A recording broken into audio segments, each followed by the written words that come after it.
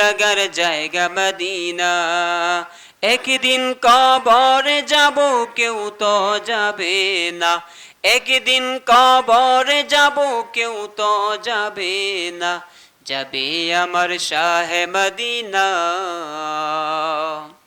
ভালো লাগার জায়গা মদিনা, ভালোবাসার জায়গা মদিনা, ভালো লাগার জায়গা মদিনা। যতই দুরুদ পড়ি তৃপ্তি মিটে না, যতই দুরুদ পড়ি তৃপ্তি মিটে না, তাই হাবিবের দুরুদ ছাড়বো না। ভালো লাগার জায়গা মদিনা, ভালোবাসার জায়গা মদিনা, ভালোবাসার জায়গা মদিনা। আলহামদুলিল্লাহ, মাদ্রাসা সুফাতুল মদিনা গাজীপুর আজকের এই ছাত্রদের পুরস্কার বিতরণ অনুষ্ঠানের সম্মানিত মানবর শ্রদ্ধেয় সভাপতি হযরত উলামায়ে কেরাম এবং আমার সামনে উপবিষ্ট কোরআন প্রিয় তাওহীদি জনতা, আল্লাহ তাআলা দরবারে লাখ কোটি শুকরিয়া আদায় করি যে আল্লাহ রাব্বুল আলামিন আপনাকে আমাকে এই মাদ্রাসার মাহফিলে আসার বসার তৌফিক দিয়েছেন, বলি আলহামদুলিল্লাহ। আল্লাহ তাআলা বলেন তোমরা সদা সর্বদা আমার শুকরিয়া আদায় করবা। আল্লাহ তাআলা বলেন যদি শুকরিয়া আদায় করো আমি আল্লাহ তাআলা তোমাদের নিয়ামতকে বাড়িয়ে দিব। কি করবেন? আর যদি নিয়ামতের শুকরিয়া আদায় না করে আল্লাহ তাআলা ওই বান্দার কাছ থেকে নিয়ামত ছিনিয়ে নিয়ে যান। শুধু তাই না, বরং কঠিন আযাব এবং গজবের মধ্যে আল্লাহ তাআলা গ্রেফতার করে। তাহলে আমাদেরকে সব সময় শুকরিয়া আদায় করতে হবে কার? শুধু জবানের মাধ্যমে আলহামদুলিল্লাহ বলা এটার নাম শুকরিয়া নয়। জবানের মাধ্যমে শুকরিয়া আদায় করতে তো হবেই, কিন্তু শুকরিয়া আদায়ের বিভিন্ন ধরন আছে। যেমন আপনার অর্থ সম্পদ টাকা পয়সা আছে, আপনার শুকরিয়া আদায় কি? যে আল্লাহর রাস্তায় দান সদকা করা, এটা আপনার জন্য শুকরিয়া। আপনার শরীরটা সুস্থ আছে, রোজা রাখা, নামাজ পড়া, হজ যাকাত করা, ইসলামের বিধিবিধান পালন করা, আপনার সমস্ত কল্যাণ অকল্যাণ যা কিছু হয় সর্বাবস্থায় এই পবিত্র জবানের মাধ্যমে বলতে হবে আলহামদুলিল্লাহ। এজন্য আল্লাহ রাব্বুল আলামিন বলেন লাইন শাকারতুম লাযীদান্নাকুম ওয়া লাইন কাফারতুম ইন্না আযাবী লাশাদীদ। আল্লাহ রাব্বুল আলামিন বলেন দুনিয়ার মানুষেরা, তোমরা যদি আমার নিয়ামতের শুকরিয়া আদায় করো আমি আল্লাহ রাব্বুল আলামিন তোমাদেরকে নিয়ামত বাড়িয়ে দেব। আর তোমরা যদি আমার নিয়ামতের শুকরিয়া আদায় না করো আমি আল্লাহ রাব্বুল আলামিন তোমাদের কাছ থেকে নিয়ামতকে ছিনিয়ে নিয়ে যাব। শুধু তাই নয়, বরং আমি আল্লাহ রাব্বুল আলামিন তোমাদেরকে কঠিন আযাবের মধ্যে গ্রেফতার করব। এই জন্য কবি বলেন সব সময় আল্লাহ তাআলার শুকরিয়া আদায় করতে হবে। শুকুর গুজার বান্দা হও রে দুনিয়ায়, শুকুর গুজার বান্দা হও রে দুনিয়ায়, যার কারণে নাজ নিয়ামত বেড়ে যায়। প্রভুর শুকর যদি আদায় না করো, প্রভুর শুকর যদি আদায় না করো, কঠিন আযাব হবে তোমার কবর। এজন্য সবসময় শুকরিয়া আদায় করতে হবে কার? আল্লাহ রাব্বুল আলামিন বলেন সব সময় আমার শুকরিয়া আদায় করতে হবে। মুফাসসিরে কেরাম বলেছেন শুকরিয়া আদায় কেন করবেন? আমরা তো মনে মনে বলি যেই জিনিস তো আমরা পাইছি এই জন্য শুকরিয়া আদায় করব। আল্লাহ তাআলা বলেন আমি আল্লাহ তাআলা তোমাকে যা দান করেছি এবং যেই জিনিস দান করি নাই সর্বাবস্থায় আল্লাহ তাআলার শুকরিয়া আদায় করতে হবে। আল্লাহ যা দিয়েছেন এর ব্যাপারে আলহামদুলিল্লাহ, আল্লাহ যা দেন নাই নাউজুবিল্লাহ নাকি তাও কেন করবেন? এই আয়াতের ব্যাখ্যায় মুফাসসিরে কেরাম চমৎকার একটা দৃষ্টান্ত দিয়েছেন। আপনারা কি শুনতেছেন? তো যেমন এই পৃথিবীতে আমরা যা কিছু দেখি আর না দেখি সব আল্লাহ তাআলার নিয়ামত। কি বলেন? এই গাছপালা যা আছে সব আল্লাহ তাআলার কুদরত। এই বৃক্ষ দেখেন, এই তো আম গাছ, জাম গাছ, কাঁঠাল গাছ, কলা গাছ। এই আম গাছে যখন আম হয়, আম হওয়ার আগে আপনি যদি গাছ যদি করাত দিয়া ফাড়েন, ভিতরে আমের বিচি পাবেন, 1 মণ আম পাবেন। এক গাছে 10 মণ আম হয়। এখন যদি মৌসুম এর আগে যদি চিন্তা করেন যে আম হইতে হইতে তো আরো 6 মাস, এক কাজ করি তো আম তো হয় আম গাছের ভিতর থেকে।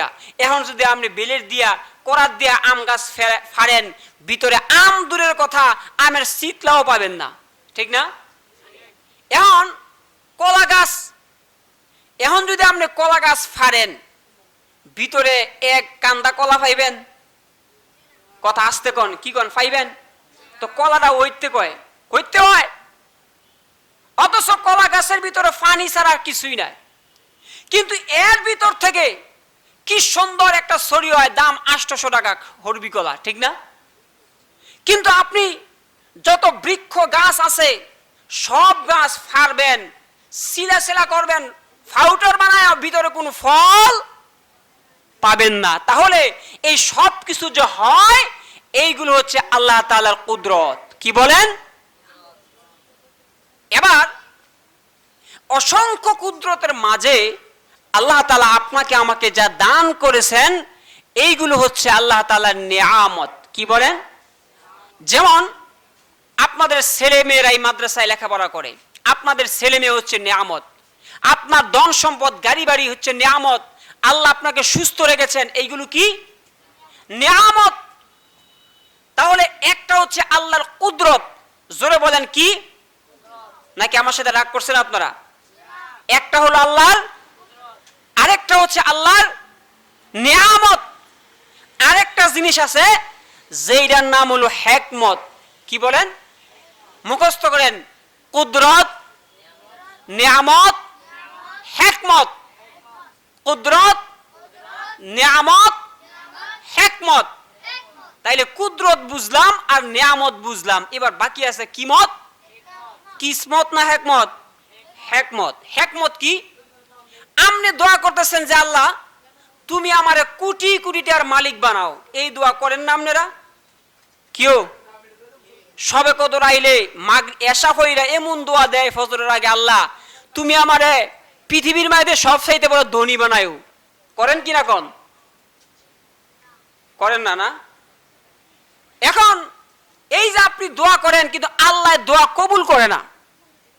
আপনি দোয়া করেন আল্লাহ আমার ছেলে বিদেশে গেছে, প্রথম মাসের বেতন পাইলে আমি একটা মোটর সাইকেল হুন্ডার কিনাম, এটা আপনি খুব আশায় আছেন, কিন্তু আপনি চাইয়ে দেন আমনের ফলায় বিদেশ গেছে, উল্টা বাংলাদেশে 13 টাকা পাঠাইতে হয়। এখন আরো বিপদ আরো লাগছে।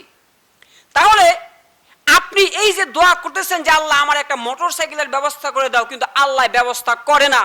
মুফাসসিরিনে কেরাম বলেন তুমি আল্লাহর কাছে দোয়া করতেছো, আল্লাহ কবুল করে না, এর মধ্যে একটা হিকমত আছে। কি হিকমত?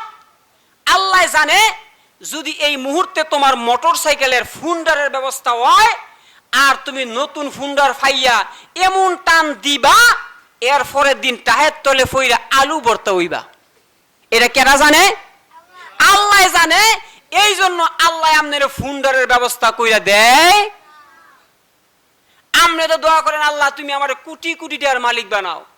আপনার তো স্বপ্ন কোটি কোটি টাকার মালিক হইলে একটা পাজারো কিনাম, গাড়ি কিনাম, মানুষে দেখে সালাম দিব, কত কিছু স্বপ্ন আপনার মনের রঙিন ভিতরে। কিন্তু আল্লাহ জানে যদি আল্লাহ আপনার কোটি টাকার মালিক বানায়, দেখবেন রাইতের বেলায় সাদাবাজ আছে না, সাদাবাজ আইয়া আপনার ফিট মোরা বান্দা জব কইরা বাড়িতে হাড়ি বাতিল সহ সব নিয়ে উদাও। তাইলে এই টাকা আপনার জন্য সুবিধাজনক না বিপজ্জনক? তাহলে আল্লাহ জানে এই মুহূর্তে আল্লাহ আপনাকে সম্পদ দিলে এই সম্পদ আপনার বিপদের কারণ হয়ে যাবে।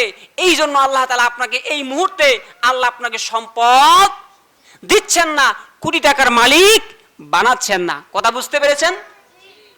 তাহলে আমার বন্ধুগণ যদি আপনার কথা বুঝে থাকেন, আল্লাহ রাব্বুল আলামিন আপনাকে আমাকে যত নিয়ামত দান করেছেন আর যত নিয়ামত দান করেন নাই, আল্লাহ তাআলা বলেন সর্ব অবস্থায় তোমরা আমার শুকরিয়া আদায় করবে, কারণ তোমরা যদি আমার নিয়ামতের শুকরিয়া আদায় করো, আমি আল্লাহ রাব্বুল আলামিন তোমাদের নিয়ামতকে বাড়িয়ে দিব।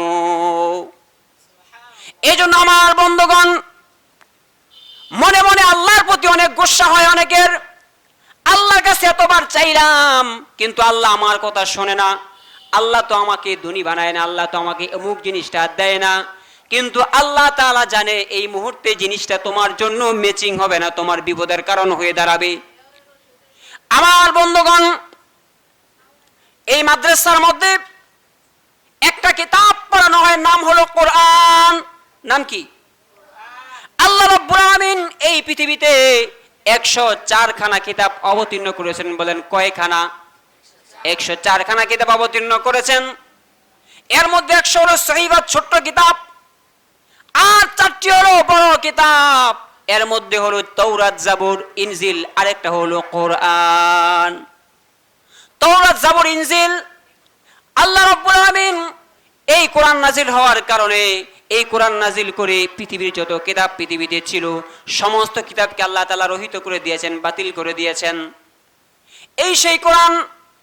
আল্লাহ রাব্বুল আলামিন বলেন যালিকাল কিতাবু লা রাইবা ফি, আমি এমন একটি কিতাব পৃথিবীতে অবতীর্ণ করেছি, নাজিল করেছি, যার মধ্যে ভুল তো দূরের কথা, সন্দেহের লেশ মাত্র কোরআনের মধ্যে নাই। এমন একটা কিতাব আল্লাহ তাআলা পৃথিবীতে নাজিল করেছেন, যে কিতাবের মধ্যে ভুল তো দূরের কথা, এর মধ্যে সন্দেহই নাই। কি নাই? কিন্তু কোরআনের মধ্যে সন্দেহ নাই, কিন্তু কোরআনের ব্যাপারে সন্দেহকারী আছে, সন্দেহ করনেওয়ালা আছে, কিয়ামত পর্যন্ত থাকবে। আল্লাহ তাআলা তাদের ব্যাপারে বলেন ওয়া ইন কুনতুম ফি রাইবিম মিম্মা নাযালনা আলা আবদিনা ফাতু বিসূরাতিম মিন মিসলিহি, যদি তোমরা কোরআনের ব্যাপারে সন্দেহ করে থাকো যে কোরআন তো মুহাম্মদ তৈরি করেছে, মুহাম্মদের বানানো, তাহলে ব্যাপারের বেটা থাকলে কোরআনের মতো একটা কোরআন তোমরা বানায় দেখাও। ফাইল্লাম তাফআলু ওয়া লান তাফআলু, ওই জমানায়ও পারে নাই, ভবিষ্যতেও পারবে না। এই কোরআনের চ্যালেঞ্জ 2025 সাল পর্যন্ত আছে, কিয়ামত পর্যন্ত থাকবে। তাহলে কোরআন এই পৃথিবীতে আল্লাহ তাআলা নাজিল করেছেন এমন একটি শক্ত মজবুত কিতাব, যে কোরআনের কারণেই আজকে পৃথিবীতে আপনারা আমার সম্মান এত বেশি, ঠিক না? আপনারা সূরা ফাতিহা পড়েন, আলহামদুলিল্লাহ পড়েন না নামাজে? এর মধ্যে একটা লাইন আছে, মালিকি ইয়াউমিদ্দিন, সকলে পড়েন তো। মুরব্বীরা বলেন তো মালিকি। আজকে আপনাদেরকে এই আয়াতের একটু সারাংশ বুঝাবো। মালিকি ইয়াউমিদ্দিন, মালিক অর্থ কি? আমি এই ক্ষেতের মালিক, মানে আমি ছাড়া এই ক্ষেতের অন্য কোনো মালিক নাই। এই ক্ষেতের মালিককে আমি, এই বাড়ির মালিককে আমি, অর্থাৎ মালিকি ইয়াউমিদ্দিন। দিন বলতে কিয়ামতের দিন, বিচার দিবস। কাল কিয়ামতের দিবসের মালিক হচ্ছে কে? আল্লাহ তাআলা। কিন্তু একটু লক্ষ্য করবেন, এটা আপনাদের বাস্তব জীবনে কাজে লাগবে। মালিকি ইয়াউমিদ্দিন, বিচার দিবসের মালিককে আল্লাহ তাআলা। কিন্তু আল্লাহ তাআলা এখানে কাজী ইয়াউমিদ্দিন, বিচার দিবসের বিচারক, হাকিম, এই কথা বলেন নাই। আল্লাহ কি বলছেন? বিচার দিবসের মালিক। এখন বুঝতে হবে মালিক কাকে বলে আর বিচারক কাকে বলে। মালিক বলা হয় যে সম্পূর্ণ দায়বদ্ধতা যার হাতে, তিনি হচ্ছে মালিক। মনে করেন একটা মানুষ আপনাদের এলাকায় খুন হলো। কি হলো? খুন হলে এটাকে বিচারকের কাছে যেতে হয়, জজ করে যেতে হয়, ঠিক না? বিচারকের কাছে গেলে কি লাগে বলেন তো হুজুর? বিচারকের কাছে গেলে কি লাগে? উকিল লাগে। কি লাগে? উকিল। এখন উকিল বিচারকের কাছে মামলা দায়ের করলো। এখন বিচারক তাকায় দেখে এই মার্ডার কেসের যে আসামি, এ হলো বিচারকের নিজের ছেলে। এখন আপনারাই বলেন, সাক্ষী প্রমাণ পেশ হয়ে যাওয়ার পরে বিচারকের কাছে যখন এই মামলাটা দায়ের হয়, এখন কি বিচারকের ক্ষমতা আছে যে ওই হত্যাকারীকে ক্ষমা করে দেওয়ার? কি বলেন, ক্ষমতা আছে? ক্ষমতা নাই, কারণ তিনি হচ্ছে হুকুমের গোলাম। কথা ঠিক না? এবার দেখেন, তাহলে বিচারকের কাছে যেতে হলে কি লাগে? উকিল লাগে। এই উকিল যখন কোনো মামলার সাক্ষী রায় যখন কাগজ কলমে পেশ করে ফেলে, তখন বিচারকের ক্ষমতা থাকে না ওই অপরাধীকে ক্ষমা করার জন্য। এবার আসেন, আল্লাহ তাআলা বলেন মালিকি ইয়াউমিদ্দিন, আমি আল্লাহ তাআলা বিচার দিবসের মালিক। আল্লাহ তাআলা বিচার দিবসের মালিক কেন হলেন?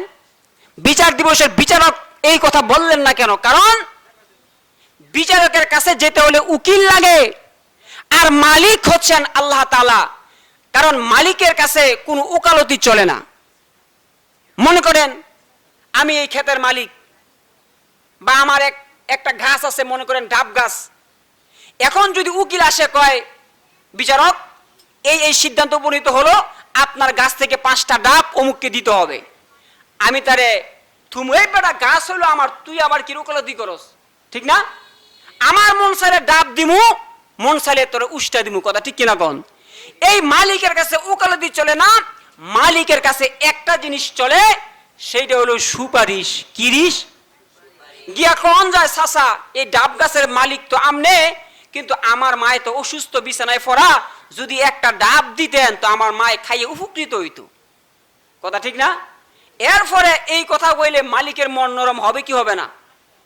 আর যদি জজ করি ব্যারিস্টার থেকে, যদি আপনার জজ কোর্ট থেকে উকিল নিয়ে আসেন যে আপনার ক্ষেতের পাশে আমার ক্ষেত, এই কারণে আপনাকে 2টা ডাব আমাকে দিতে হবে, তাহলে কি দিবে? এখন আল্লাহ তাআলা বিচার দিবসের মালিক। এই বিচার দিবসে যখন এই পৃথিবীর সমস্ত মানুষের অপরাধ প্রমাণিত হয়ে যাবে, তখন ফেরেশতার লিখিত স্টেটমেন্ট থাকবে, রমিজউদ্দিন, কলিমউদ্দিন, আব্দুস সাত্তার এরা জাহান্নামী। এই অবস্থায় আল্লাহ তাআলার কাছে কোনো ওকালতি চলবে না। এই অবস্থায় আল্লাহ তাআলার কাছে চলবে কেবলমাত্র সুপারিশ। কিরিশ? এজন্য আল্লাহর হাবিব বলেন, ইয়াশফাউ ইয়াউমাল কিয়ামাতি সালাসা, কাল কিয়ামতের ময়দানে আল্লাহ রাব্বুল আলামিনের কাছে 3 ধরনের ব্যক্তি সুপারিশ করতে পারবে। বলেন কয় শ্রেণীর মানুষ? 3 শ্রেণীর মানুষ। 1 নম্বর হলো আম্বিয়া, নবী রাসূলগণ কাল কিয়ামতের ময়দানে আল্লাহ রাব্বুল আলামিনের দরবারে সুপারিশ করতে পারবে। সুম্মা শুহাদা, এরপরে শহীদগণ কিয়ামতের ময়দানে সুপারিশ করতে পারবে অপরাধীদের ব্যাপারে। সুম্মাল উলামা, এরপরে আল্লাহর হাবিব বলেন 3 নম্বর হলো উলামায়ে কেরাম, কাল কিয়ামতের ময়দানে আল্লাহর দরবারে সুপারিশ করতে পারবে। আর হাফেজে কোরআনের ব্যাপারে বলা হচ্ছে, মান ক্বরাআল কুরআন ফাস্তাযহারহু ফাহাল্লা হালালাহু ওয়া হারামা হারামাহু ওয়া আদখালাহু আল্লাহুল জান্নাহ ওয়া শাফাআহু ফি আশরাতিন মিন আহলি বাইতিহি কুল্লুহুম ক্বাদ আজাবাত লাহুন নার। আল্লাহর হাবিব বলেন, কাল কিয়ামতের ময়দানে কোরআনে হাফেজে কোরআন এমন 10 ব্যক্তির ব্যাপারে সুপারিশ করতে পারবে যাদের উপরে আল্লাহ জাহান্নামকে ওয়াজিব করে দিয়েছেন। এমন 10 ব্যক্তিকে সুপারিশ করে আল্লাহর জান্নাতে হাফেজে কোরআন পাঠাতে পারবে। এই মাদ্রাসার হাফেজে কোরআন, এই জন্য এই সমস্ত মাদ্রাসায় উকিল তৈরি হয় না, জজ ব্যারিস্টার তৈরি হয় না। এই সমস্ত মাদ্রাসায় তৈরি করা হয় সুপারিশকারী। কি তৈরি করা হয়? সুপারিশকারী তৈরি করা হয়। কারণ এই সুপারিশকারীরা কাল কিয়ামতের ময়দানে 10 ব্যক্তির ব্যাপারে, হাফেজে কোরআনের ব্যাপারে 10 ব্যক্তি, এমন ব্যক্তি যাদের ফাঁসির রায় হয়ে গেছে। কি হয়ে গেছে? আপনারা জানেন এই বাংলাদেশের একজন মালিক আছে, নাম কি জানেন? প্রত্যেকটা দেশের একজন মালিক থাকে, উনি হচ্ছেন রাষ্ট্রপতি। কি? রাষ্ট্রপতি হচ্ছে দেশের মালিক। একজন আসামি যদি জজ কোর্টে তার ফাঁসির রায় হয়, এটাকে আপিল করে হাইকোর্টে, যে এই ব্যক্তিকে ফাঁসিতে একটু মঞ্জুরি করা হোক। এখন জজ কোর্ট থেকে হাইকোর্ট আপিল করার পরে হাইকোর্ট যখন দেখে যে ব্যক্তিটা আসলেই অপরাধী, তাকে ক্ষমা করা যাবে না। এখন হাইকোর্ট থেকে তাকে আপিল করা হয় সুপ্রিম কোর্টে। সুপ্রিম কোর্টেও তাকে তদন্ত করে দেখা গেল এই ব্যক্তিকে ফাঁসি দেওয়া ছাড়া কোনো গতি। এখন 3 জায়গায় ওই ব্যক্তি ধরা পড়লো, কিন্তু ওই ফাঁসির আসামির একটা পথ খোলা আছে। কয়টা পথ? একটা পথ খোলা, সেটা হলো রাষ্ট্রপতি। যদি রাষ্ট্রপতি ওই ব্যক্তিকে মনে করে তাকে ক্ষমা করে দিব, রাষ্ট্রপতির ব্যক্তিগত ক্ষমতা আছে ওই ব্যক্তিকে ক্ষমা করে দেওয়ার, কারণ রাষ্ট্রপতি হচ্ছে বাংলাদেশের মালিক। এই জন্য কিয়ামতের ময়দানে এই হাফেজে কোরআন যখন আল্লাহর কাছে সুপারিশ করবে যে আল্লাহ, এই মা, এই দাদা, আমার এই মুরব্বী আমাকে সহযোগিতা করেছেন, আমাকে মোহাব্বত করতেন, আল্লাহ আমি সুপারিশ করি তুমি আল্লাহ আমার দাদাকে মাফ করে দাও, আপনার জাহান্নামী দাদাকে আল্লাহ মাফ করে দিয়ে আল্লাহ জান্নাতে পৌঁছে দিবে। সুবহানাল্লাহ। প্রিয় ভাই সব, যেহেতু সময় সংক্ষেপ, আপনারা জানেন আমাদের গোটা বিশ্বের মধ্যে একটা খেলা হয়, জানেন তো? বলেন তো কি খেলা?